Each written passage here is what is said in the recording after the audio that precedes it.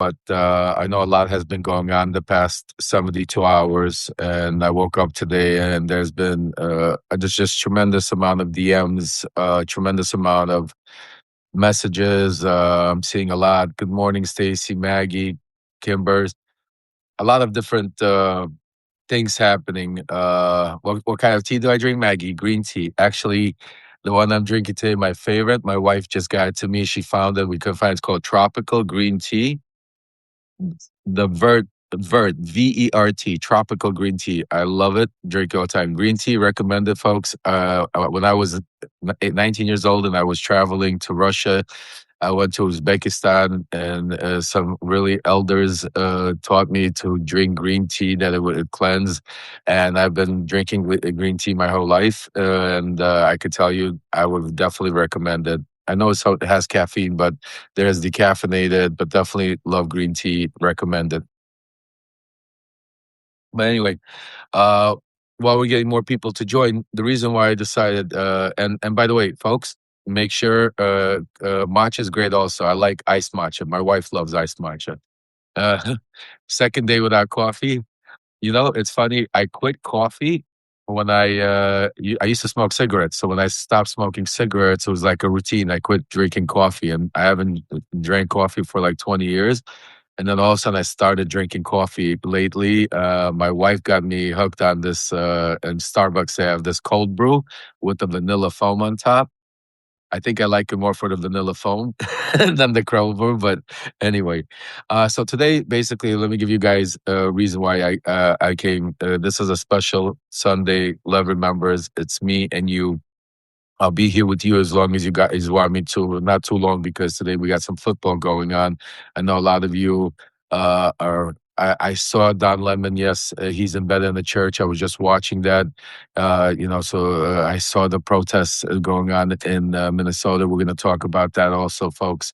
A lot going on, and that's why I decided that I owe it to you to come up and have a normal, peaceful conversation, because for the past several days we've had a lot of emotions. There've been a lot of 2 o'clock in the morning lives. There've been accusations and innuendos. A lot having to do with Michael Cohen.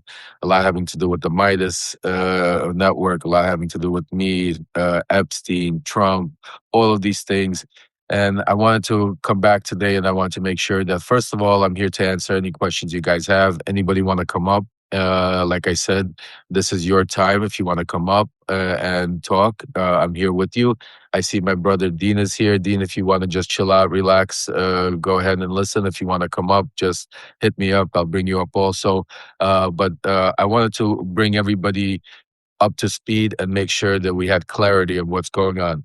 But before we get into the what we're talking about, and that's Michael Cohen and the Epstein stuff, because that's extremely important. That's what our, basically part of majorly our platform is to speak truth to power and speak for the survivors of the Epstein files in Ukraine. But I want to go over some of the, because we've been dealing. Yep, shout out to our brother Dean Blondell. He's with us, folks. Make sure you give Dean a follow.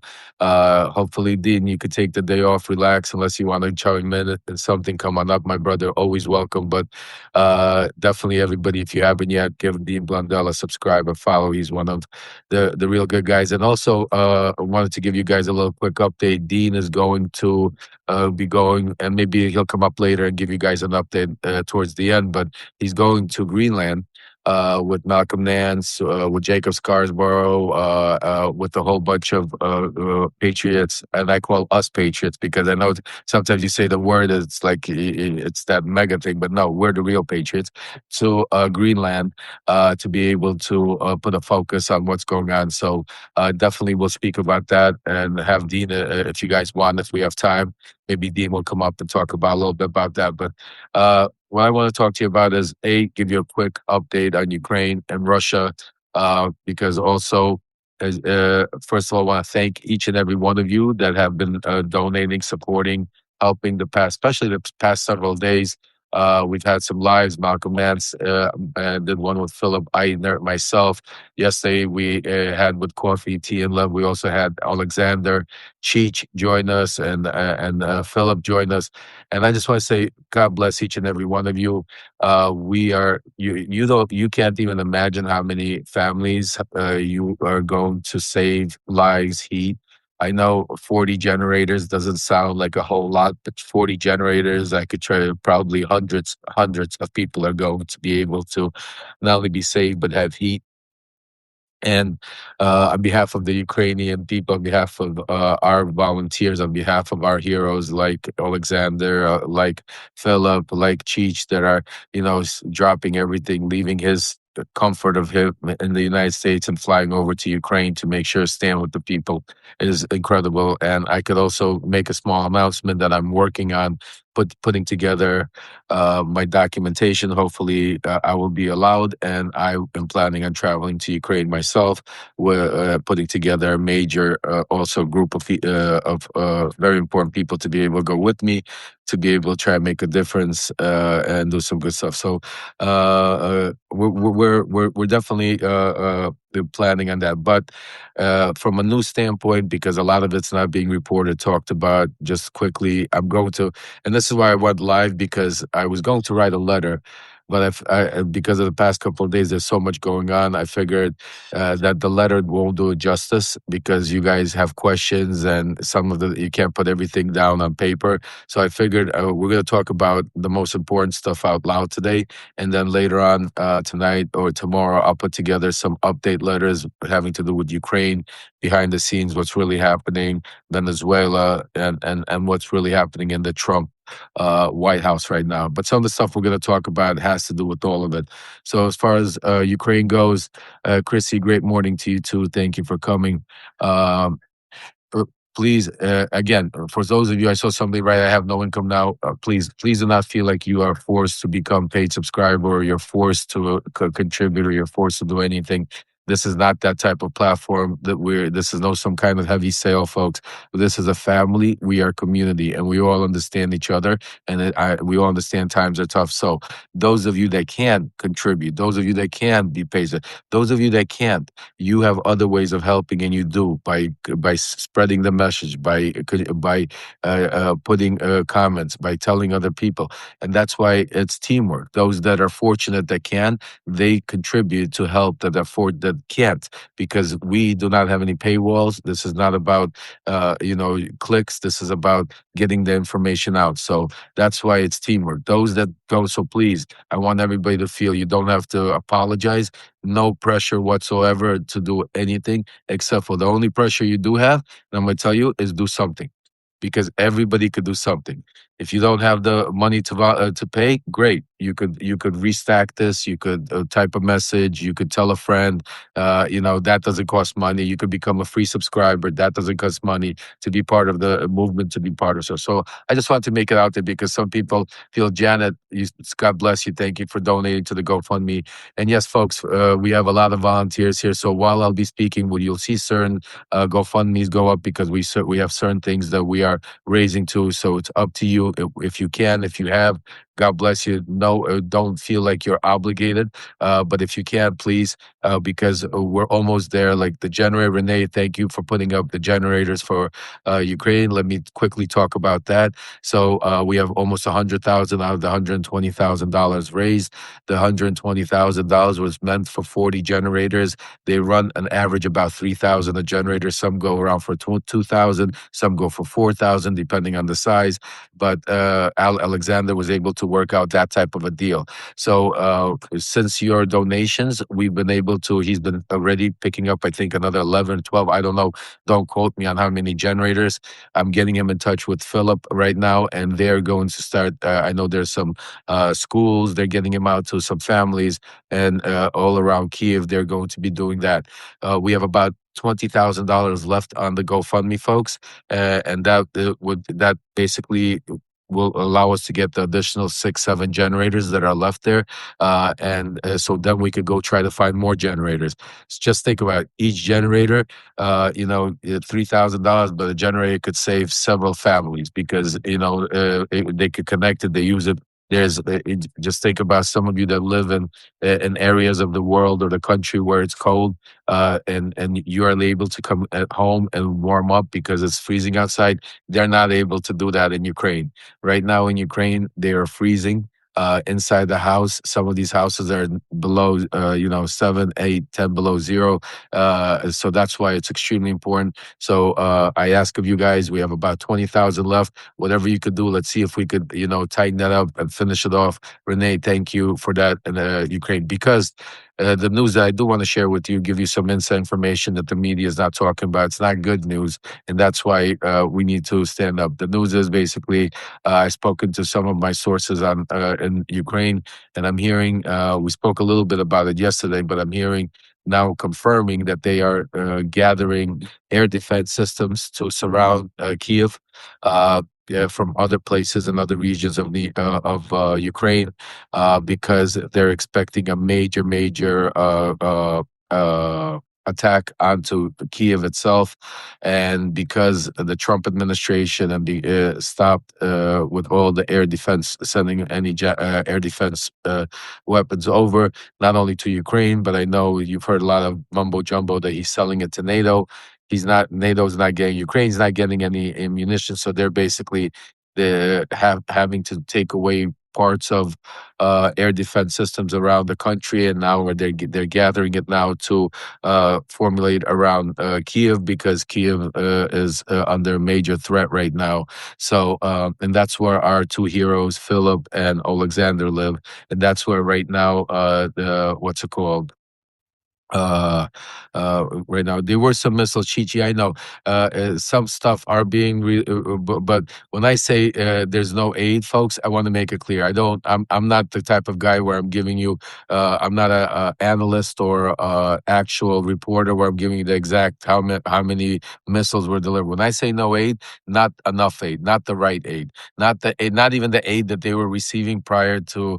We used to complain when Biden was in office. When Biden was in office, we always complained that he wasn't doing enough, that we needed to do more. Where I'm just saying to you, even though that is true, right now, if just for you to imagine, it's like compared to if Biden was 100, right now it's literally maybe 5%. They're getting virtually nothing. That's why they have to, and that's why it's just terrible. And I know the EU is trying to help whatever they can. Everybody's speaking, talking about it, but I'm giving you on the ground right now. They are preparing for a major attack, and that's why, so folks, any, these last 6 7 generators, let's get that, because the goal is, just so you understand, we're not going to stop once we get these 40 generators delivered, and make sure then we're going to go try to find more generators and try to find more, because remember, we're not some huge organization, so it's not like we're getting 1,000 shipments coming in like some of these organizations are. We're working with our sources on the ground, but the difference between us and a lot is we're doing a major difference. We're going directly to people's homes. We're not just doing it. So it's important. And, the one thing that I feel good what we're doing, and we all can feel good, is we know God is on our side, because we saw the miracles that would happen during Christmas time, during Hanukkah, during the holidays. We saw so many miracles happen by us delivering those generators. So that's what I'm saying to you. Keep doing it. And in the meantime, also sign up to the volunteer group. Absolutely, that's number one, because I have some really big news I'm going to be sharing with you guys, hopefully this week, and that's why we need to build the volunteer group as big as possible. I promise you, we're going on the road, and I promise you, we're going to do something big. I can't share it yet, but I will soon. So just stay tuned. Believe me, I can't wait myself to share with you. Thank you, Lisa, for sharing that. Also, let's talk about Venezuela a little bit quickly before we go into all the deep stuff. I feel very, very, very sorry for the Venezuelan people. Very bad, very hurt. I have a lot of friends. I have a lot of people that I know that live in Venezuela, that have escaped. That live in Florida here from Venezuela, and basically they have been just like the people of Ukraine have been. Donald Trump has turned his back on them. Donald Trump has done the same thing to the people of Venezuela, folks. Donald Trump, the only difference is what in Venezuela he was able to do regime change, even though a lot of us don't realize that he did regime change just towards his benefit by not changing the regime, by just changing the players. In Ukraine, he's not able to put in his player people in place to be able to do what, as you can see, what's happening in Venezuela. Because the number one thing that I could just point out to everybody out there, and I don't understand how the media is not talking more about it, not approaching Trump or any of his people, is I don't know if you guys have noticed, but since we took captured Maduro or kidnapped him or whatever words you want to use, we have not heard not one word about nobody from the Trump administration or Donald Trump talking about fentanyl. That's it. Maduro was kidnapped, and there's no more fentanyl problem in the United States. Really? Do you understand what I'm saying? All of a sudden, we're not blowing up ships in the Caribbean. That's it. Drug trafficking stopped. Maduro, it was all Maduro. There was nobody else. I want you, and that's why I keep telling you, keep your eye on the ball, folks. Watch what's happening, what they do, not exactly what they say, because all of the things they're talking about is distraction, and the biggest distraction is not only because people say, well, what is the thing they're distracting them from, folks? It's not one thing. I need you to clearly understand because I was part of Mega. It's not one thing. They're distracting from a lot of things. They're distracting number one from because they're making a lot of money. When they talk about make a lot of money, it's their inner circles of people, of donors, of people that have been with him during the time while he wasn't president, people that loyal circle. Because I remember I was part of that loyal circle in the first administration. So I know how it works. So what I'm saying to you is that that is the first part of why they're doing what they're doing. Oh, I see Alexander's here.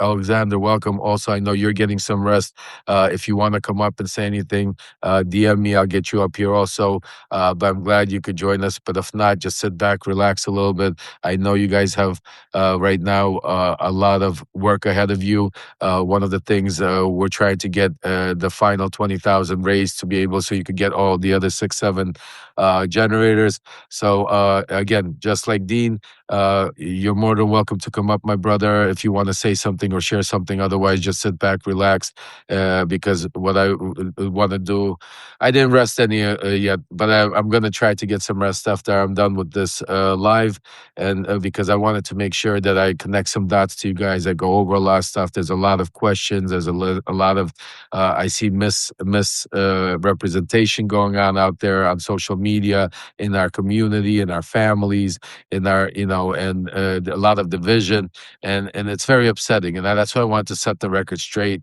And also, if you could see the name of the live that I put up there is very simple. It's Michael Cohen has an open invitation, and I welcome Michael Cohen. I welcome any of Michael Cohen supporters, anybody that wants to come up here and say something on behalf of Michael Cohen, because I'm completely upset, disturbed, confused, and don't understand where the misunderstanding is and why we're having such a divide when it comes to what's happening with Michael Cohen. So we'll get that in a second. But before we get to that, I got some more stuff I just wanted to give you because of this whole Michael Cohen thing. I haven't. There's been other things that are happening, and I want to make sure that you are aware of. Donald Trump put out a post of a day ago or a few days ago about the auto pen again. I want to make it very clear. I'm hearing from my sources on the inside that this is part of the setup for an investigation that is going to be opened up. He is going to test the powers of the pardon, the Biden auto pen pardon, and I'm hearing it's going to happen very soon. We'll get into Maxwell. Hold your guys, if you could hold your questions, and I know it's hard towards like the end because so this way I'll bring you up to speed, and then we'll have a just pure Q&A, and I'll go into it and everything. I'm sure you have lots of questions, and I'm here with you, and I'll answer them. So this way, I don't get knocked off track. And yeah, by the way, Ellie's doing something 9 o'clock. I'm definitely going to be on there to support her, and if she needs, I'll come up. Definitely, Ellie Leonard. Definitely, if you guys haven't subscribed to Ellie Leonard, definitely make sure to subscribe to Ellie. She's incredible. She is part of our family, the Lev Remembers family. We're part of her family. She does incredible work. She's behind the scenes and in front of the scenes, and she's going to be with us for this journey to save our democracy. And not just her, but her subscribers, you guys, our subscribers, because part of a lot of the uncovering that happened was because of one of you, you know who you are, that was able to actually find that little, needle in the haystack that all these journalists miss, a lot of professional miss, but you were able to find it because you were subscribing to Ellie, because you were listening to what she was telling you, what to look for, how to look, and together that community. And that's why I say Ellie's community was able together, and you all should be proud of yourselves, whoever follows Ellie, because it's part of a community. It's there's credit goes, there's no I in team, the way I was taught.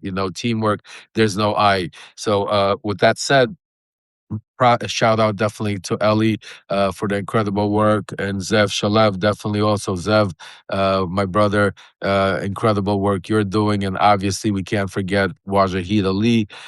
He's out there tirelessly every day, nonstop, fighting the good fight. And this is what I want everybody to understand. Why I'm so confused about all the division that's going on is all of these people I'm talking about. We all come from different worlds, folks. I guarantee you, if we were right now living in the normal world, normal America, and we sat down, we would be all debating probably all kinds of different things that we didn't agree on. And we would have these debates, and then we would afterwards go have dinner and have a laugh, and that's what America would be. But even because we might be from different parts of society, different ideas, different or things that we are looking for, we are united on one thing. We all unite on the truth.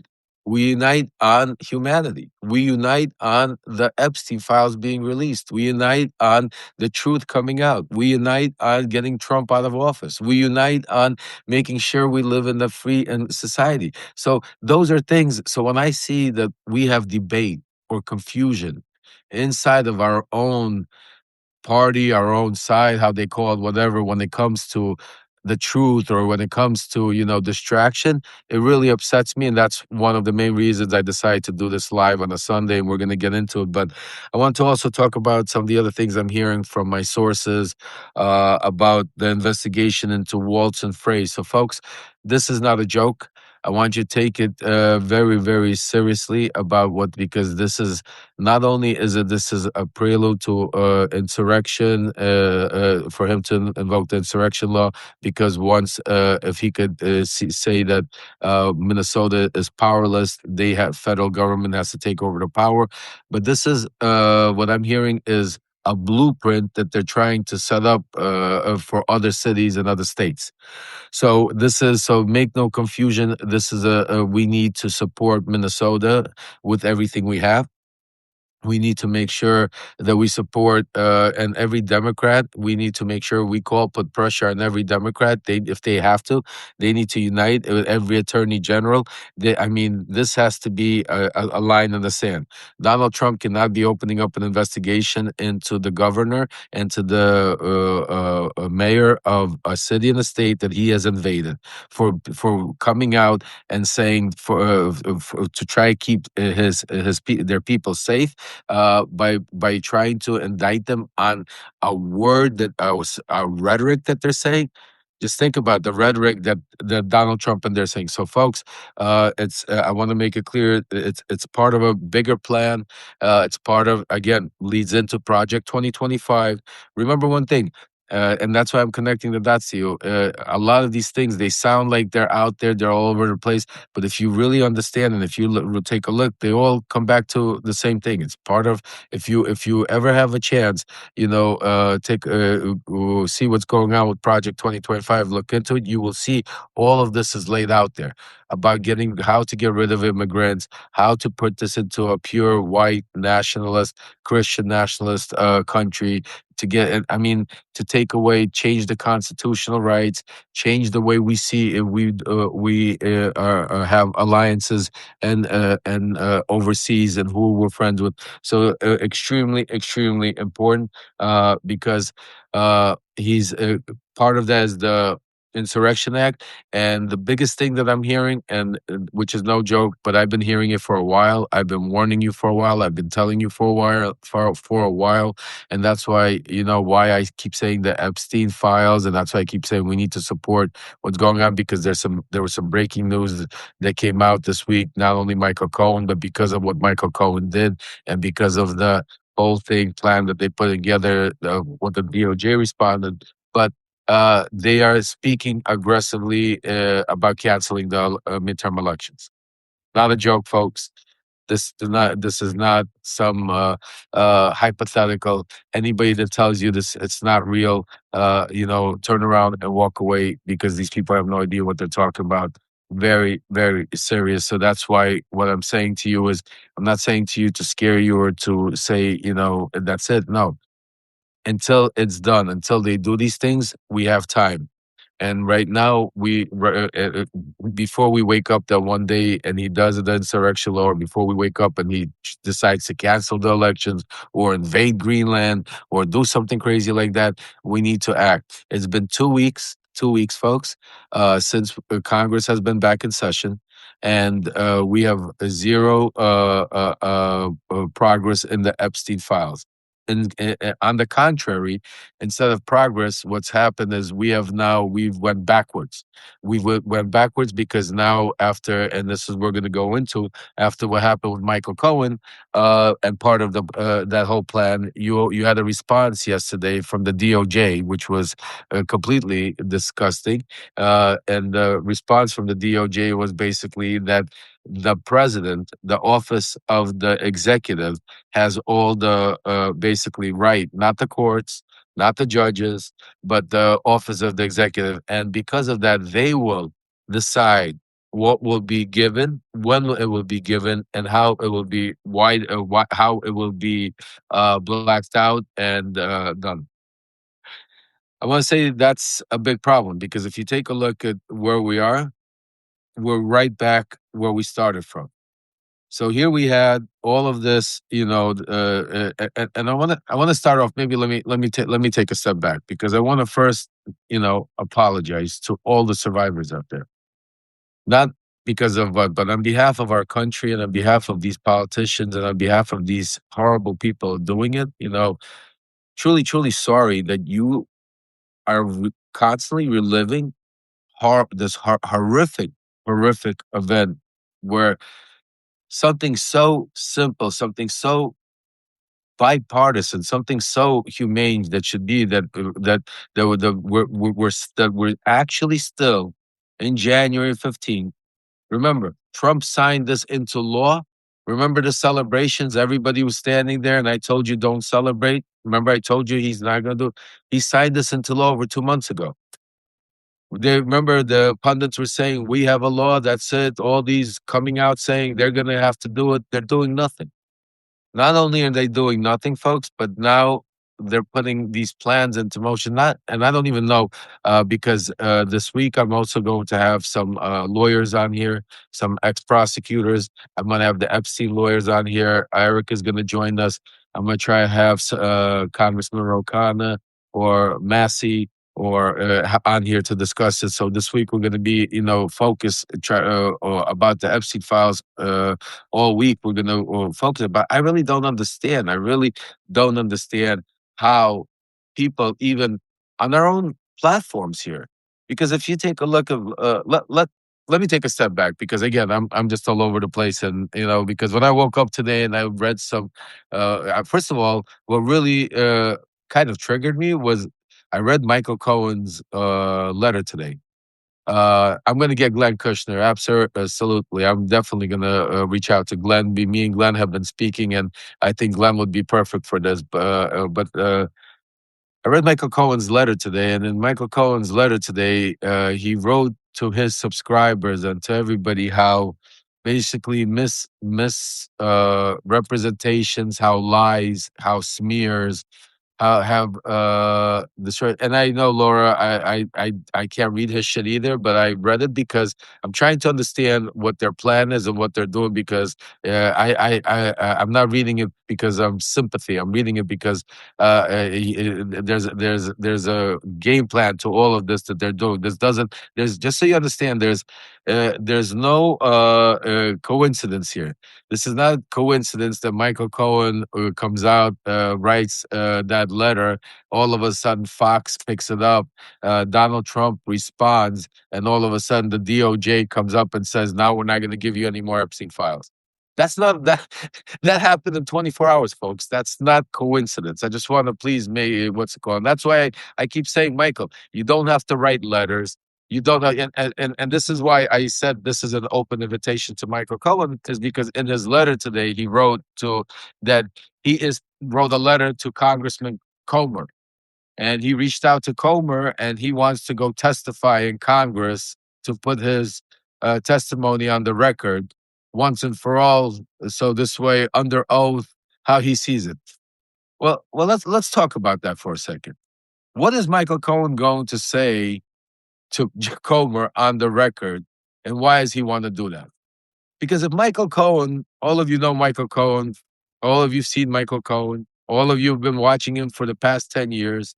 You forgot the fixer that Michael Cohen was. You forgot the ruthless individual that he was when he attacked people, when he, threatened people, when he said, "I'm going to take a bullet for Donald Trump." But you guys embraced him. We loved him. Michael Cohen, the hero. But Michael Cohen, uh, is a con artist. I mean, Michael Cohen didn't really do anything. Michael Cohen, the only thing he would only come up and talk about, if you really look at Michael Cohen, is about Michael Cohen. He's the same narcissist Donald Trump is. Michael Cohen only cares about trying to prove that he did nothing wrong, that he was prosecuted unfairly. He has constantly gone after, the only thing he has talked about and testified to was the Stormy Daniels situation. But he's never and ever, forget about even the Epstein files, he's not ever talked about any other criminal stuff Donald Trump has done. So just think about it. So we all know for a fact that Donald Trump has been doing a lot of criminal shit for many years. And Michael Cohen's been with him for 14 years. He was his fixer. And I just want to say this. Just think about what Michael Cohen says with his own words. I'm just going to go through his spiel and pitch. This is what Michael Cohen says to each and every one of you and every subscriber and everybody out there, is that nobody knows Donald Trump better than me. Nobody's been with Donald Trump longer than me. Nobody understands. I was there in every room. I know what Donald Trump thinks. I know what Donald Trump does. I know all this. I know this. I know everything except when it comes to the Epstein files. All of a sudden you say Epstein files, Michael Cohen says, who? What? What happened? And I'm not trying to make fun of it, folks, but that's what's going on. I mean, it's not like a joke. It's not like this is reality, and it's sickening, sickening. To watch that. Because we're not talking. We forget that the Epstein files is not. It's a name, but behind the Epstein files are real victims, folks. Real victims, real survivors, the real women that hurt. So every time you want to stand up for Michael Cohen, all of you out there, whoever you it is, and I know there's a few of you, but for those of you that say, "I subscribe to you, Michael, I stand up because you're a good man," I want you to look at those children's faces that he's covering up for. And especially Katie Johnson. I want you to I'm going to write a letter and put a picture of Katie Johnson. I want you to look at her face. I want you to look at that, and I want you to think about a 13-year-old girl that was raped, passed around, assaulted by these nasty she human beings. She came out, had courage, strength. She filed a legal complaint, and she named her accuser. She named her assaulters. Jeffrey Epstein, Donald Trump. Think about that. And right before the elections, that case disappeared. Katie Johnson disappeared. Now, I'm not accusing Michael Cohen of doing something like, making her disappear. That's not the insinuation I'm making. What I am saying is that Michael Cohen, that was the same year that Michael Cohen stood on CNN in front of the whole world and said, I will take a bullet for Donald Trump. So now let's talk about, Michael Cohen talks about that, smears, people are lying, that because of these smears, he lost a relationship with his brothers and friends. I want to, first of all, say this. Major, major shout out to Ben Meidas, Brett Meidas, Jordy Meidas, and the Meidas family. Yes, you guys know we have our own disagreements, but like every family, you could agree, you could argue, you could agree, but you go on.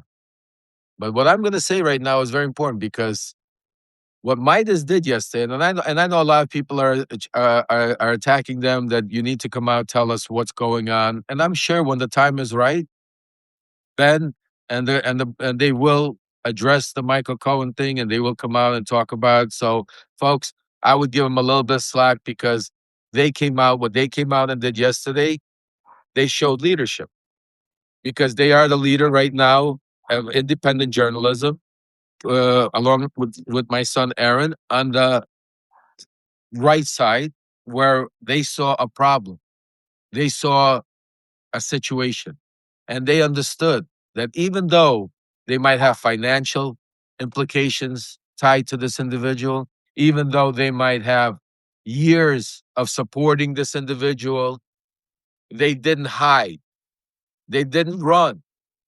They came out and made it very clear, as clear as it could be. We are no longer producing, we are no longer doing anything with Michael Cohen. So let me make it very clear. That is strength and that is decision making because that takes more power. And I'm not going to name the names than a lot of individuals out there so far that have not come out and disown Michael Cohen. Michael Cohen does a lot of shows with a lot of individuals, folks, and you know who you are. And I'm not doing this because I want to cause the division. I'm not doing this. That's why I'm not naming any names, and I'm not telling you. I'm not here to divide this. Yeah, I'm here to unite, and that's what I'm saying to you. The quicker you speak out, the quicker you show your integrity, the quicker you show our unity, the quicker we could get back to saving our democracy. Because right now, the fact that there are still people out there that could say something or even called him my friend or talk about, folks, it makes you know better than who he is or Donald Trump or anybody else doing. Don't be a Michael Cohen, be a MeidasTouch right now. Be a Wajahid Ali, Ellie Leonard, Dean Blundell, a Zev Shalev, a Lev Parnas, an Aaron Parnas. Be on the good side. Don't sit there and think that this is. I hear the craziness that he's being set up, that Michael, that this is a personal attack. This is nothing. Yes, it's personal. It's personal because I personally want the survivors, Epstein survivors, to get justice. I personally take it personally when somebody's covering up for it. So let's talk about a little bit about fact, and it's very important because I wanted to give the Midas guys a shout out. I want to tell them I stand behind them. I also wanted to ask for all of you, give them a little time. I'm sure they'll come out and they'll speak about it. But they made it loud and clear. They have cut all ties with Michael Cohen, and that should be strong because they've been with them from the very beginning. They've had a podcast with him. They've supported him. So for them to make that type of statement, that's strong, powerful. Give them a little time, and they will come out because Ben, Jordy, Brett, they're on the right side. They want to save our democracy. You know what I'm saying? Again, we might not agree on everything. Doesn't matter, but we agree on the most important thing. They want to see the Epstein survivors get the justice that's due. They don't want to see cover-ups. They don't want to see. And this is what we're watching up like. So I wanted to definitely do a shout out to the MeidasTouch, to Ben. I'm really, really, I could say I'm really proud and I'm really happy that you did what you did and you acted as quickly, as swiftly as you did. And like others have done. But everybody else, I'm hoping that in the next today, tomorrow, we will have more people come out and Ask the hard questions. Say the hard thing and say, listen, Michael Cohen, you betrayed me also. You want to come on the show with me? I'm willing to come on the show with you. Like right now, I'm willing. I want Michael Cohen here, but not to come on here and to deflect. I want Michael Cohen to come on here so I could ask him the hard questions, so we could get the real answers. Michael Cohen doesn't have to go to Congress to go under oath. Michael Cohen owes it for all the money that Michael Cohen has made off of all of you for supporting him, buying his books, all of these years. I think Michael Cohen owes it to you to come out here and tell you what it is that he knows. Why does he have to play the games? I'm going to Congress. Why are we doing? Come out and say this is what it was. And let's talk about facts, folks. So not only was Michael Cohen the closest thing to Donald Trump in 2016, he was right by his side right when this Katie Johnson situation happened. Okay. But also, you have seen, and those of you that haven't, I recommend you go on my Substack I put out there. We have the Tara Palmieri altercation with Michael Cohen. Again, altercation. She was asking him questions, doing a job of a journalist, and he attacked her. You then had Zev Shalev. And Ellie Leonard and Wajahid Ali, on the panel, ask questions. Michael completely lost it. So what I'm saying to you is the fact that he doesn't want to even talk about the situation. That's a problem to begin with, because just think about how clearly when he is telling you that he knows Donald Trump, or when he's trying to give you his opinion. Just think about, because you guys have watched him a long time. So think about how clearly Michael Cohen explains things to you. He's a lawyer. He's very educated. He explains to you, and that's why a lot of you followed him. A lot of you subscribe to him because when he goes, he's very, very assertive and very, like he's a great froster, absolutely. But he's very convincing, except for when it comes to the Epstein files. So when we ask him the question about this Jane Doe, Michael Cohen, for some reason, doesn't have a recollection of about this Jane Doe. If he listened to the story constantly changes.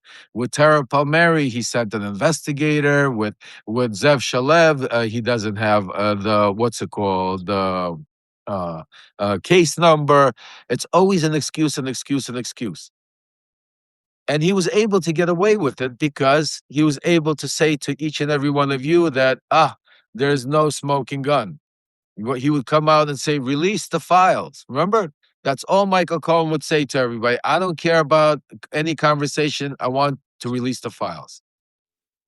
So let's assume for a second that all the files are released today, because he keeps screaming, release the files. When the files are released, we have certain files released. The problem is that Michael Cohen can't imagine, and why he's so confused is because he could never imagine that in the very first dump of files, in the 1% of documentation that we got, in the almost nothing of information that we got, the one thing that we did get, several things we did get actually. We got two emails with Michael Cohen name in it, and then we got an outline that Ellie was able to do an incredible journalistic, investigative with Zev journalistic review of how Epstein was extremely involved with Steve Bannon, and others in the Michael Cohen case and the Michael Cohen investigation. Now, most folks would say, yeah, but it was Epstein were involved in Michael Cohen. It wasn't Michael Cohen involved in Epstein. Well, I'll say something, in that world, it's not about who you know. And think about, very important, what I'm going to tell you about the saying. It's who knows you. Because a smart man once told me, you walk into a restaurant, you might know everybody in the restaurant, but nobody knows you. That means you're not that important. The fact that Epstein knew about Michael Cohen, the fact that Epstein was involved in texting and involved in Michael Cohen's case, the fact that Epstein was even sending information to Congresswomen that Michael attacked. The Congresswoman is the bad person now. Just think about how he attacks everybody in the flags. texting him about Michael Cohen, to me, that is proof beyond a reasonable doubt that Epstein knew Michael Cohen a lot more than Michael Cohen is talking about. I won't say how well Michael Cohen knew Epstein, but I could tell you Epstein knew Michael Cohen. So usually in that world, especially since he was Trump's fixer, and they were all in the same world, Bannon. I mean, listen to the names. You would assume that they might have bumped into each other. He might have heard the name, especially 2016 when you're his fixer and you have the KD Johnson filing an actual criminal complaint naming Donald Trump as the a minor that, and you're telling me you have no idea about that. But a lot of you let him slide on that. We let him slide on that. People would gave him excuses because he testified. He would come out. Part of his spiel would be, "I testified in front of 7 Congresses. I testified in front of two criminal hearings. I did this. I did this." Really, Michael? Well, now all of a sudden he's coming out and saying that he was coerced. He was coerced, folks. You can't make this up. Michael Cohen was coerced after spending years on these platforms, after spending years of soliciting you for for your subscriptions, for your donations, for you to buy his limited edition book, New York Times bestseller. I hope he could. I take his book and put it where the sun doesn't shine, Michael. You know what I'm saying to you? The fact that he was doing that, and now the fact that he's turning around now, and all of a sudden he, is not going to talk about this, or he's not going to, he's going to go talk to Congress that we're smearing him, we're lying about him. We could give you all of that, Michael. But then something very interesting happened, Michael. Something that you yourself was screaming out louder than anybody. You said, "I want to see whose names are in the Epstein files." How many times did Michael Cohen say that? "I want to see whose names in the Epstein files." So let me ask you folks this question. Let's take a second and assume that that piece of paper that Ellie's incredible subscriber found, and let's assume for a second that that piece of paper didn't have Michael Cohen's name on it. And the name on that piece of paper was, let's say, Steve Bannon. That when Steve Bannon was in prison, he reached out to the prosecutors to say that he had information about Trump and Epstein. Think about what would be going on right now in this community.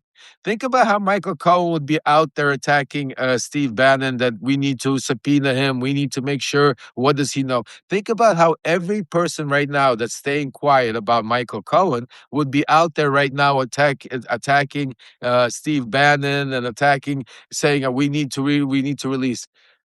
That's why I can't understand that. Why are we even having a conversation? Why is this even a conversation, folks? This is black and white. The Epstein files are being released and covered up. Part of the release of the Epstein files, we got a name. And that name, folks, is Michael Dean Cohen. Let me repeat it to you. Michael Cohen name is in the Epstein files. Michael Cohen name is in the Epstein files. I can repeat it again. So for all those pundits, for all of you out there that are sitting here are confused, that you don't know what's going on, or you're unsubscribing to Midas or to me, or you're going to support Michael Cohen, I just want you to say to yourself that Michael Cohen's name is in the Epstein files. So don't pretend that you're on the side of righteousness. Don't pretend that you want justice for the Epstein survivors. Don't pretend that you want to go save our democracy. Save for what is. You're the same garbage as Michael Cohen, as Donald Trump. You're enjoying this show. You subscribe to Michael because you enjoy his comedy shows. You enjoy his attacks on everybody, and you're one of them. So, God bless you. Enjoy yourself. Have a good day. Do not subscribe to me. I can tell you that because I don't want your energy or your aurora anywhere next to anywhere of you. Because anybody that I love what Dean said. Dean had a special. He said anybody that unsubscribes to him, he's giving a 50% off to subscribe to him. I love it. That it just I'm just saying to you, just it's crazy. But so let's get back to again. We have this piece of paper. And I want to say again, Michael keeps saying it's innuendos, and they're saying we're accusing him. We're not accusing him of anything. There's a piece of paper in the Epstein files that by the DOJ that says in black and white, folks, this is Michael's attorney saying that Michael Cohen has information about Donald Trump and the Epstein files. Let me repeat this again for all of you out there that might be Michael Cohen still or whatever. Let me repeat it again. Michael Cohen's name is in the Epstein files. That's fact. This is not, and nobody's accusing. We're not accusing him of anything. This is DOJ factual in it. You could go take a look. His name is in them. Just like Donald Trump, just like Clinton's name, Michael Cohen's name is in the Epstein files. Michael Cohen's name is not just mentioned in the Epstein files. The fact that says his lawyers wrote to the Southern District of New York, fact that Michael Cohen would like to get out of prison quicker because he has information about Donald Trump and Epstein. That's it, folks. That's fact.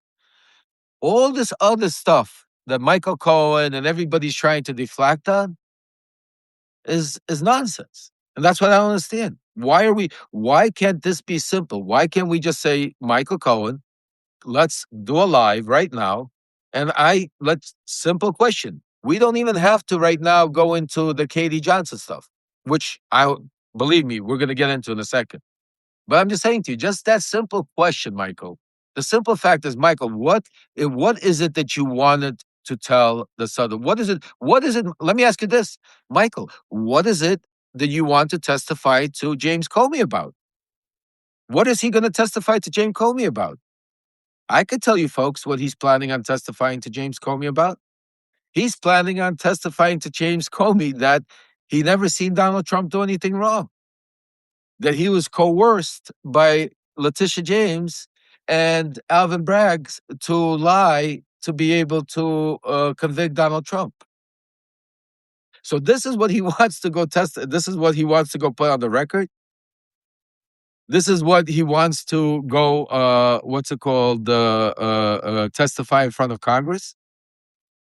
Why can't he come and tell you, the people, that? Doesn't he owe it to you?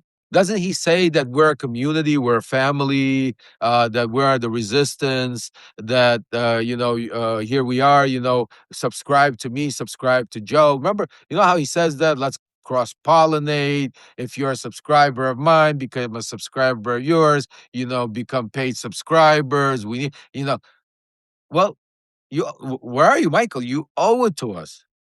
You owe it to the people that paid you money. You owe it to them. Tell them the truth, whatever it is. Tell them, what are you going to testify to Congress? What are you going to go under oath? Tell us what is it? There's no law from stopping you to coming on here to tell us what is it you want to talk about, Michael. There's no law for you to go on live TV right now and say, hey, this is what Donald Trump did. But that's not what you want to do, Michael. Because what you really want to do, Michael, is, and you know it, and I've spoken to several people already, and some of the people I've spoken to, and you're trying very hard right now to get on his radar. And I know that you're sitting there excited, thinking that because he responded to you, that you got on his radar, and now you have your chance. You're going to go in there and do what you're.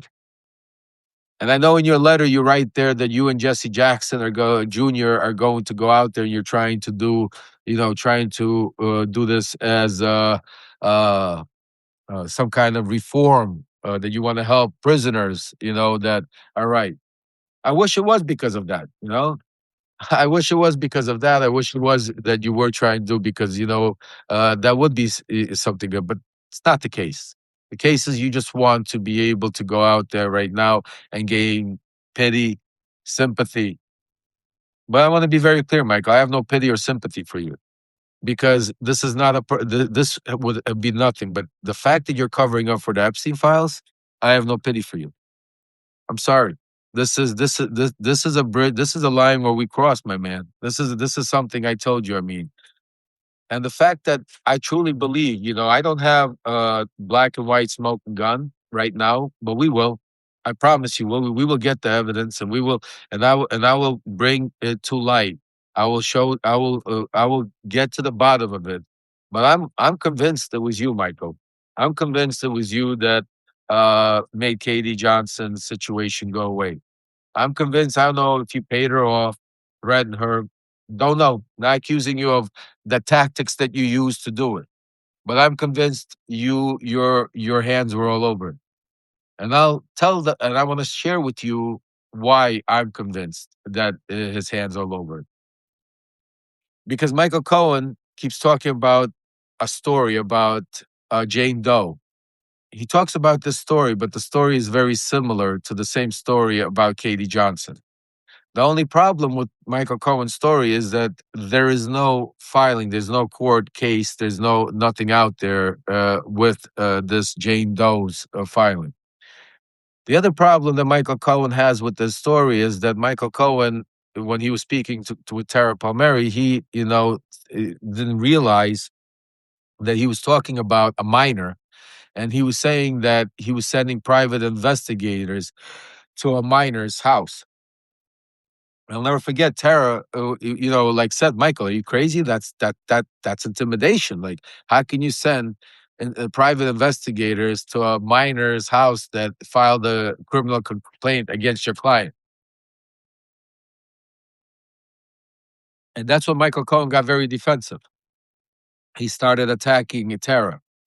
So I started digging. I started digging a little bit more. I started moving on, and I was and folks, it's somebody said there that it's time to move on because there is no refunds on annual subscriptions. Howard, this ain't about getting the money back or annual subscription. This is about getting the truth for Katie Johnson. This is about getting the truth for the survivors, because this is not about the fact that a part of our call to a rally call is to unsubscribe Michael, to stop following him. That's because we don't want to support people that cover up for pedophiles or can cover up or for Donald Trump.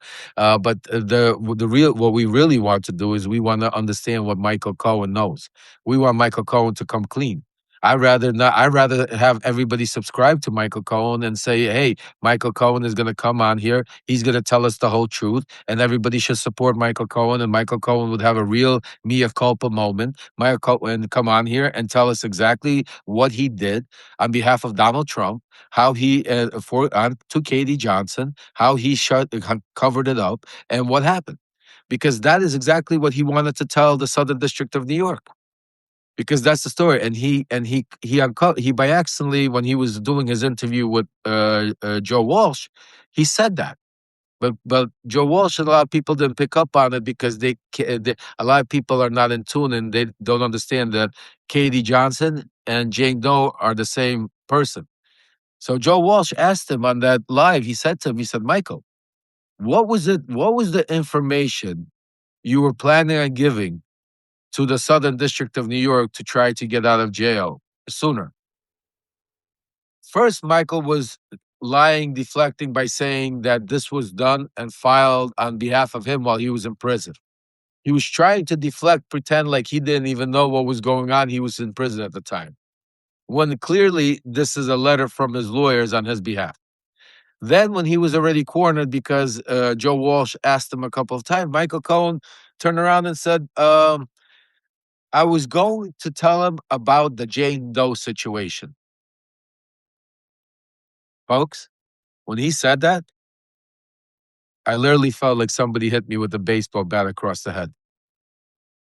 I really felt like somebody hit me with a baseball bat, because he just told you what he was going to do.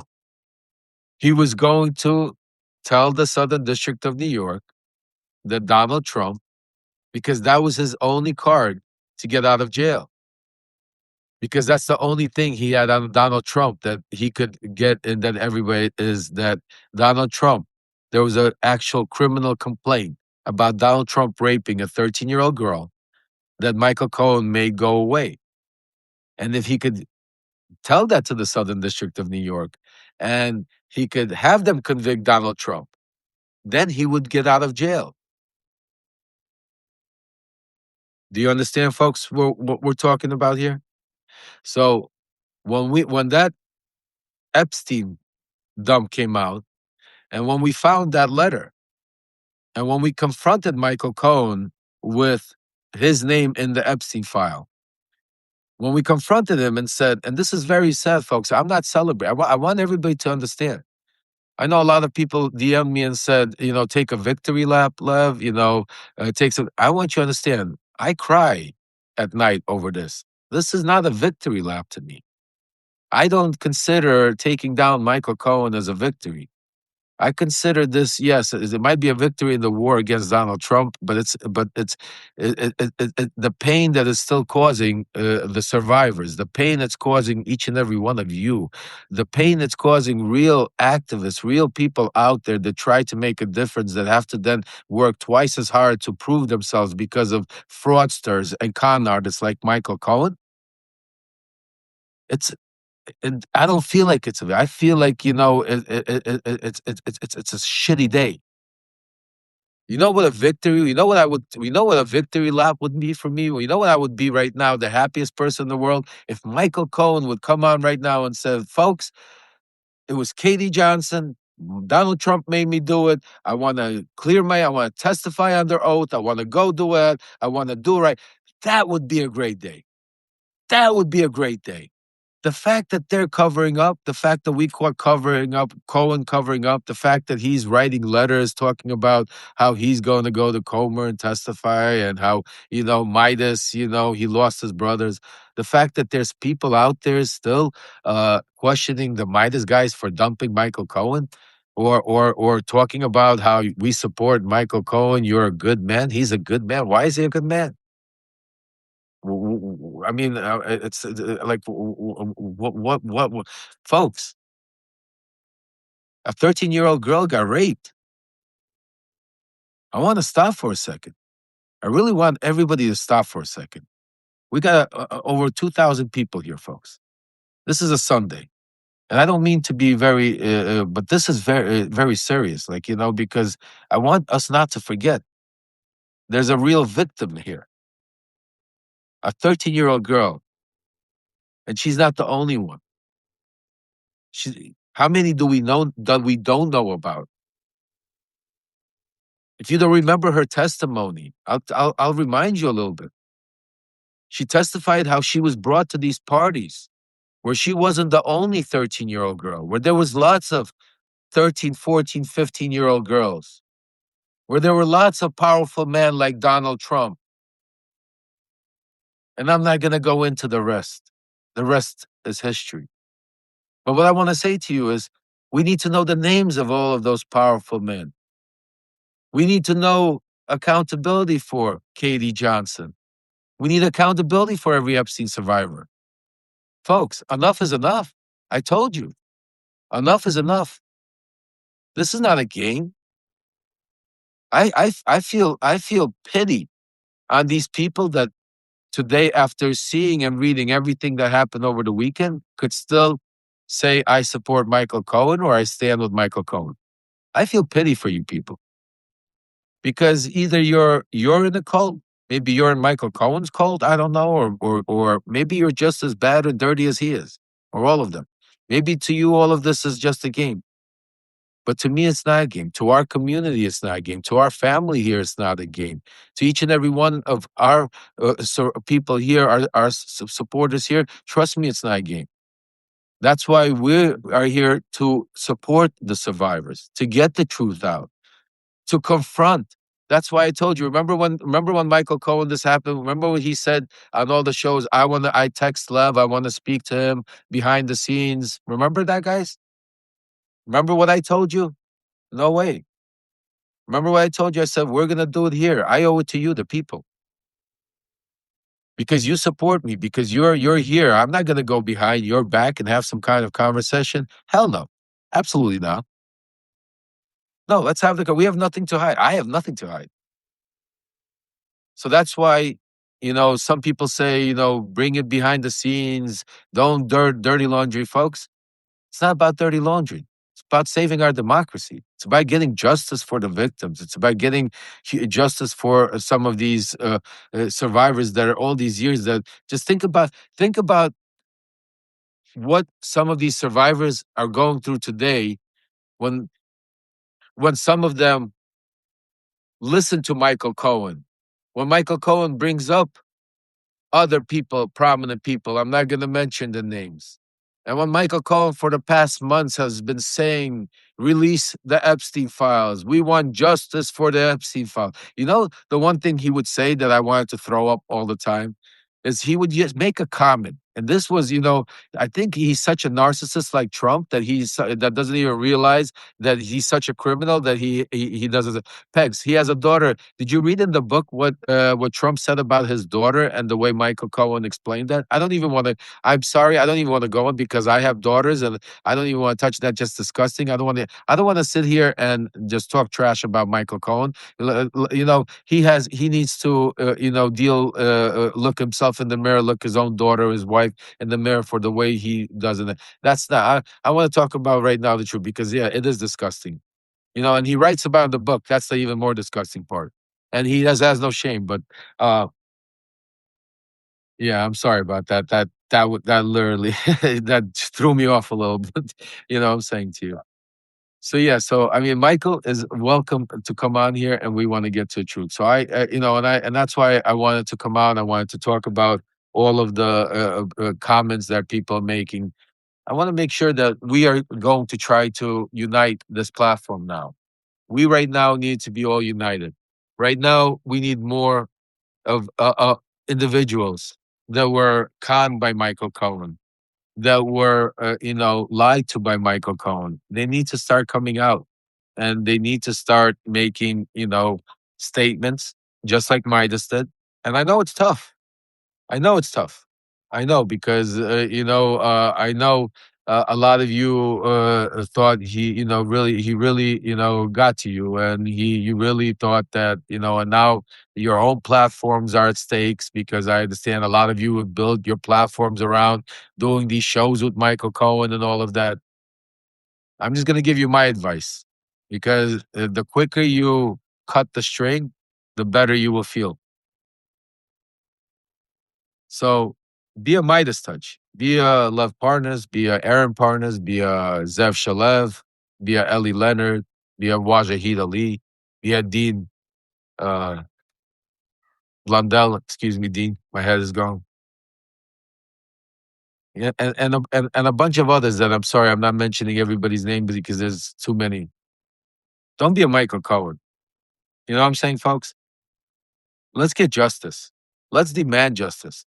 What I expect each and every one to be doing right now is right now we should be right now putting Michael Cohen's feet to the fire. We don't want to wait till you speak to Comer behind closed doors, Michael Cohen. We want you to speak to us, the people.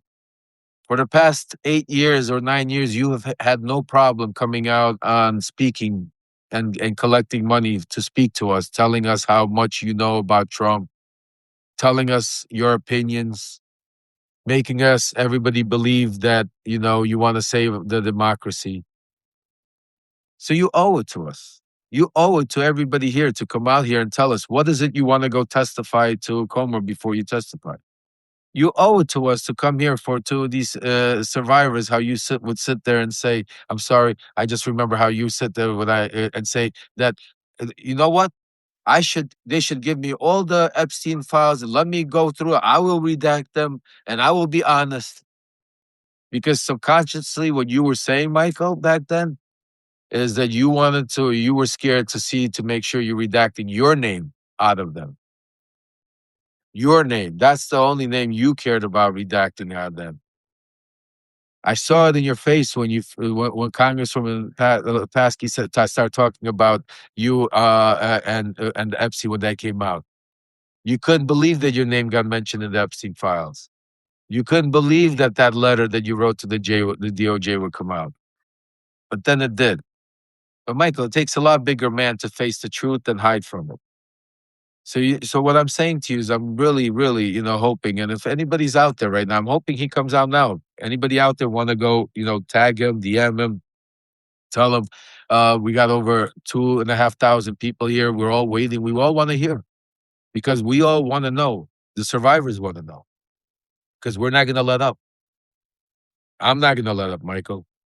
We're not going to let up until we get to the truth because you owe everybody that, you know? And enough playing the victim because you're not the victim. They are the victim. And today we are the victims because of your lies and your deceits. And the fact that you wrote that letter, I just want everybody to be as I have my incredible right hand. Jay has been in touch already with Letitia James. And I'm working very hard to get Letitia James on the show. I'm also going to be speaking with Letitia James to find out and others and Alvin Bragg. Because this bullshit, Michael, if you think you're going to give Trump a win by trying to erase that he's a criminal, to try to say that you were now coerced, really? Really, Michael? All these years? I mean, I might even do a compilation of all of your interviews, like just every time you came out and you spoke about the trial, how how great Letitia James is, how proud you are of Alvin Bragg, how great that they went and pressed and did the case that nobody else wanted to do. I remember that, Michael. I remember how you praised these incredible servants that they, and now all of a sudden they coerced you. Now all of a sudden they made you lie. What they do, Michael? Do you have a text message? Do you have an email? Do you have fax, Michael? Or are we supposed to take your word for it? But Michael knows it's not about, see what folks, you don't understand? Donald Trump doesn't need facts. Donald Trump doesn't need evidence. What Donald Trump needs is what Michael Cohen did. He needs somebody to put the thought in the air. Now what Donald Trump's going to do is now, thanks to you, Michael Cohen, thanks to Donald Trump is going to try to ruin some more lives. Donald Trump is going to try to now indict and open an investigation again into Letitia James. So, Michael Cohen, you did great. You are helping Donald Trump now try to destroy some more lives. So it's because Donald Trump couldn't get her on mortgage fraud. And that's another thing. I remember how you came out here screaming at everybody on MSN and everybody that Letitia James is going to go to prison. That's it. And so is Comey. Remember that? Remember how you said Donald Trump got them? Well, you were wrong. You were wrong. Just like you've been wrong about everything else. Just like you've been wrong on all your predictions and everything else. You're a fraud.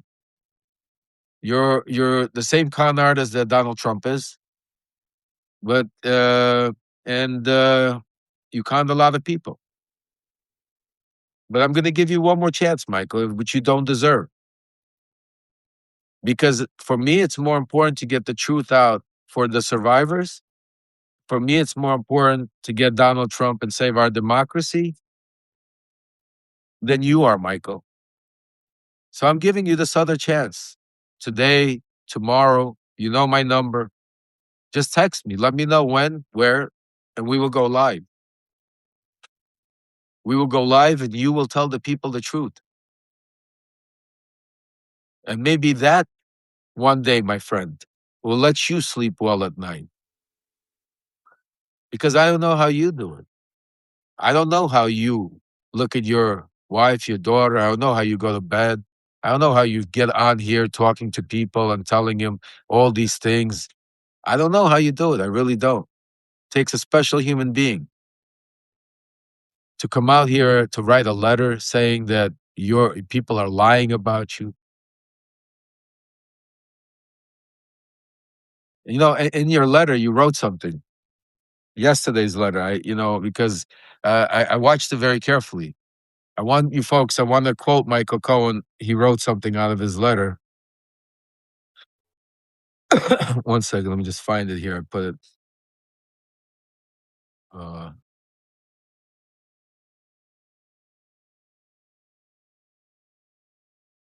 Hold on a second. I want to quote him correctly, so this way I don't misquote him. Hold on a second. He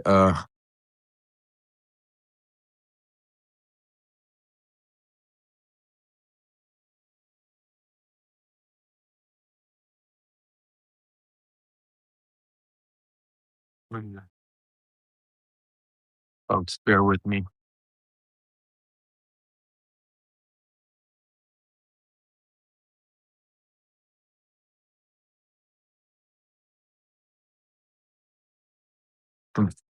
So I want to quote him.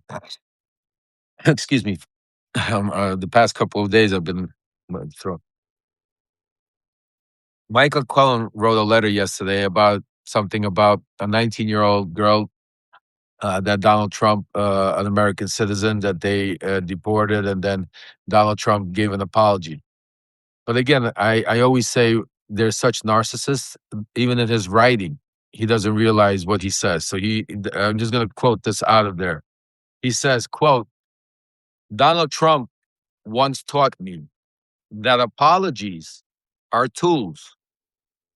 They are not moral acts. They're simply strategic ones. I want you to think about that, folks. Again, I want to repeat that. Michael Cohen wrote that Donald Trump taught him that apologizing is a tool, that it's not a moral act, that to be used strategically. That is what Michael Cohen quotes out of his statement and out of his, what's it called? Yeah. Folks, we are united. So let me just tell you, because enough of Michael Cohen. Let's end off on a good note. Let's end off on a positive note. Let's end off on something strong. I wanted to come out here and share this with you because I want to just clear up some things, clear up the dots. I want to make sure for those of you, a lot of people woke up, didn't understand what was going on. I want to make sure that everybody should go out there right now and shout out to the Midas guys and support them for walking away and cutting ties. Doesn't matter, sooner or later, they did it, and they did it right away. They'll come out and they'll talk about it, I'm sure. Give them a little time. For all of those that are still there, waiting and thinking, don't know, trying to figure out how they're doing, I recommend the quicker the better, because this is not, again, this is not. I don't understand what's there to debate here. This is black and white. Michael Cohen, the name is in the Epstein files. Michael Cohen says he has information about Epstein and Donald Trump. Michael Cohen said he was involved in a case involving Jane Doe. The only case that's on file that time in 2016 under Jane Doe was Katie Johnson. It's simple. These are facts. This is not accusation. I'm not. There's zero accusation, folks. Nobody's accusing him of anything. We just want to know what it is that he knows about those things. And if he doesn't want it, that means he has something to hide. But again, I'm reporting to you that he does have something to hide. He's already trying to reach out to the Trump camp. They're trying to coordinate, and it's a sad day to see this go on. But again, we're gonna end on a positive note because we are united. You know why we're united? Because you could see through all of that. We have over 2,000 people here. Our voices are strong. We have, through this bad thing, we were able to prop up and build a bigger platform, some incredible independent journalism like Zev Shalev, like Ellie Leonard, like Wajahid Ali, like, people that a lot are behind the scenes doing a lot of the work that are now are also. So that's good stuff. The good news is that Michael Cohen will no longer be on any of these platforms, MeidasTouch or any of these things, spewing his lies. So less people are going to be. These are all good things, I'm saying to you. These are so, and we are going to be united. I think the more, another day, another two, another 3 days, I think more people are going to realize. I think a lot of people right now are confused still because, Michael Cohen for many years has been, and he's good. He's a great grifter. He's a great liar. He's been coming out, doing a lot of, and he's strategically, he's writing his emails. He's only doing paid subscriber spaces because usually the paid subscribers are the, people that are not following anybody else watching him, so he could continue, spreading his lies. He's not appearing, obviously on any lives here, and he's doing his thing, but we're not going to let him do it. So for those of you that say, how do we get united? We are united. We are united. We are strong, and we are moving forward. This is just another bump in the road, but it's another bump to shows us how much we need to be united together, and how much our voices need to be strong together. So I just want to say this to you guys. I really appreciate all the support, all the love. We're only getting started. I have some incredible big news to share with you. I keep saying it, and I'm sorry, but it's when I say it, you'll understand it. We're going to hold not only Donald Trump accountable. We're going to hold people like Michael Cohen. We're going to hold people left or right. I don't care if it's Bill Clinton. We're going to hold people accountable. I gave my word to the survivors. I gave my word to my daughter. I'll never forget the conversation I had with my daughter, and I gave her my word. My wife, we're all in. My son, as a family, we're all in, and we're going to make sure that we do whatever we can to be able to make sure that together we stand strong against autocracy. We stand strong against dictatorship. We stand strong for the people of Ukraine, for the survivors, and for us American people. Because, folks, I mean, we're living in a crazy world. So I want to say this to you. I want you to take the rest of the day and get some rest. I want you to make sure that you don't need to go out there. You don't need to go attack Michael Cohen. Relax. Tomorrow's another day. We already know what he is. His gig is up. Nothing to change. Spend some time with your family. Watch some football. Go on a picnic. Take your dog to the dog park. Take your kids to the park. I mean, or just chill out, relax at home, and just get some sleep, or turn the news off. But relax, because next week's going to be a big week. We have a lot of things coming up, a lot of things that Donald Trump is going to be doing, and we need all the strength we could get. We need our voices to be loud, and especially I know right now, Don Lemon's in Minnesota. There's a lot of protests going on there. I'm watching it very closely, speaking to people inside the White House. This is part of his whole insurrection plan, his whole plan to be able to do what he does. So I want to end off on wishing each and every one of you a wonderful Sunday. I want to say God bless you guys. I want to say for those of you that can continue contributing to Ukraine. Like I said in the beginning, we're almost there. We have another 6, 7 generators. Once we get that done, that's only phase one mission accomplished, and then we will move on to the next one, and we will continue supporting Ukraine, continue helping him. Also, those of you know, I've been speaking with Midas and Ben.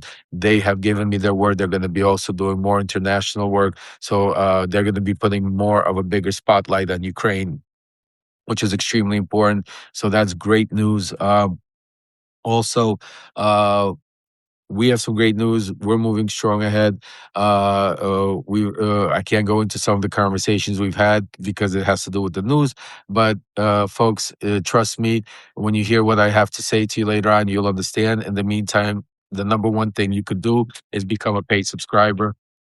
Paid subscriber, and why I say that $8 goes a long way to making our message spread. The way these algorithms are set up, is if you have a choice to either be sending $8 and being paid subscribers, or sending $8 just to be on Venmo, or $10 on Venmo, I recommend I rather be a paid subscriber, make less money. It's not about the money; it's about the algorithm. Because people with more paid subscribers, that their messages get spread farther and wider. So I'm finding out these new things, just like hitting the hearts and other things. So if you could do number one thing, I ask each and every one of you to become a paid subscriber. Not only does it help spread the message, but I promise you, I'm doing more and more things with my free time to be able to give paid subscribers some extra advantage. The news, everybody's going to get the same news. Doesn't matter if you're a free subscriber or a paid subscriber, because that's the important part. But by being a paid subscriber, by allowing me to be able to give the news for free to everybody else, you got some stuff like, by asking questions, coming up, doing stuff, behind the scenes in the green room like we did, and stuff like that. So really appreciate it. And if you can continue the GoFundMe, phase one, we're halfway there. You guys are incredible. Just can't thank you enough. So for the last, like, maybe 15 minutes, 10, 15 minutes, before I love all of you beautiful people, like my sister would say, you beautiful people have a positive and beautiful day. I want to see if you have any questions. So let's go. Lynn said, "Isn't that perjury?" I would agree with you, Lynn, that that is perjury. And one of the things that I'm speaking to some, like I said, I'm going to have Letitia James on here herself. I want to talk to her about that. Alvin Bragg, we're going to try to bring up here. Also, I have some prosecutors, ex-prosecutors that are on the Substack, like Dave Ehrenberg and others, that I will bring up to give us their, of what it is. But I agree with you. I think Michael Cohen has put himself in a major jam with that. Uh, no, no. If he lied, if he said that, he lied, because even in his letter he wrote right now today, if you go read his letter, which I don't recommend, but he writes in there that who wouldn't want a pardon? And you know what? On that note, I'm going to have another special guest up here. Her name is Pam Hemhill. Pam Hemhill is they called her the January 6th granny. She just testified in Congress on January 6th about the reason why she's famous is not because she's a grandmother that went to prison for insurrection. I mean, for storming the Capitol. But when she came out, she really had a mea culpa moment, and she's been fighting against Donald Trump and the January Sixers to set the record straight. So when Donald Trump handed all the pardons, she refused this pardon. She's the only one out of the January Sixers that took his pardon and told Donald Trump to shove that pardon where the sun doesn't shine. And so she did not accept this pardon. And Mike Pence even wrote her a letter. I'm going to have her on here, and we'll talk to a real person that told Donald Trump to take his pardon. So Michael Cohen definitely wants a pardon from Donald Trump. This is what it's all about. But it's not only a pardon, folks. You have to understand, for those of you, Michael Cohen, it's his life. Michael Cohen right now wants to be part of that life. He wants to have the access. Remember, Michael Cohen's whole life was having access to important and powerful people. And can you imagine what he's feeling right now? How much money he could be making by having Donald Trump in the office, and him not being able to be, having access and doing it. So it's Michael Cohen. He definitely wants to. He never had a true mea culpa moment. He never came clean on everything. That's why the prosecutors didn't give him any deal. That's why he still is an angry individual. That doesn't mean that Michael Cohen wasn't wrong. The fact that they put him back in prison for his First Amendment right, for trying to write the book, yeah, that was wrong. Absolutely, that was Bill Barr and Donald Trump. Nobody should go with that. But Michael Cohen used that as part of like you're right, Cheech, as a grift, because that was so wrong. He made it seem like he's a martyr for democracy. But he's not a martyr. It's just that there's a lot of people. I was in solitary confinement. They were, you guys, I never talk about it, but when I was arrested for espionage. They tried to say that I was a Russian spy. For 2 weeks, I was held in solitary confinement in the worst of the worst conditions, before I couldn't even speak to a lawyer or my wife for 2 weeks, let alone. So, it happens. It's part of that's why we're here fighting for democracy. But Michael Cohen always talks about, like, because they did that to him, that he's some kind of warrior. The bottom line is Michael Cohen lied about there. He lied about to the Congress. He lied about to the Southern District.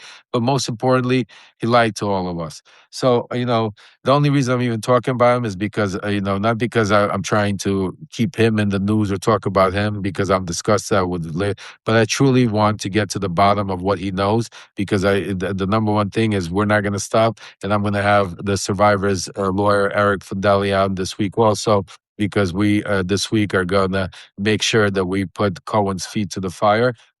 I want to know what he was going to tell him. I already have a good idea of what it is. We all have a good idea what it is, but we want it on the record. We want Michael Cohen on the record to tell us exactly what happened with the Katie Johnson situation, what Trump told you to do, what you did on behalf of Trump, what was that you were planning on telling the Southern District of New York, and what is it? What is it, Michael, that you were so coerced into that all of a sudden you want to testify in front of James Comer and the committee about Letitia James and Alvin Bragg?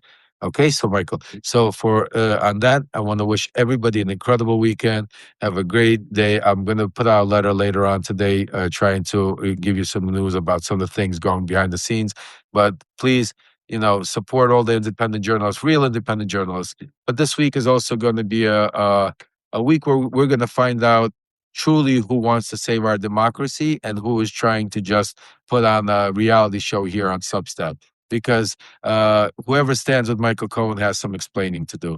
So, and also don't forget Canada and Greenland. The guys, Dean Blundell and the guys are going, and Malcolm and the folks, they're going to Greenland. I'll probably do a special with them so we could help them with whatever they need to be able to go get that done. So, a lot coming up this week. Let's go watch some football. Let's go relax a little bit. Try to forget all that bad. And then tomorrow we're going to start fresh and we're going to start with answers and we're going to get to the bottom of it. And the one thing I could say to all the survivors, but especially Katie, if you're listening, Katie, I promise you, I've always promised, and you have a special place in my heart. And I will make sure that we will get justice for you, whatever I could do, Katie. So I could promise you, if you're listening out there, we won't stop.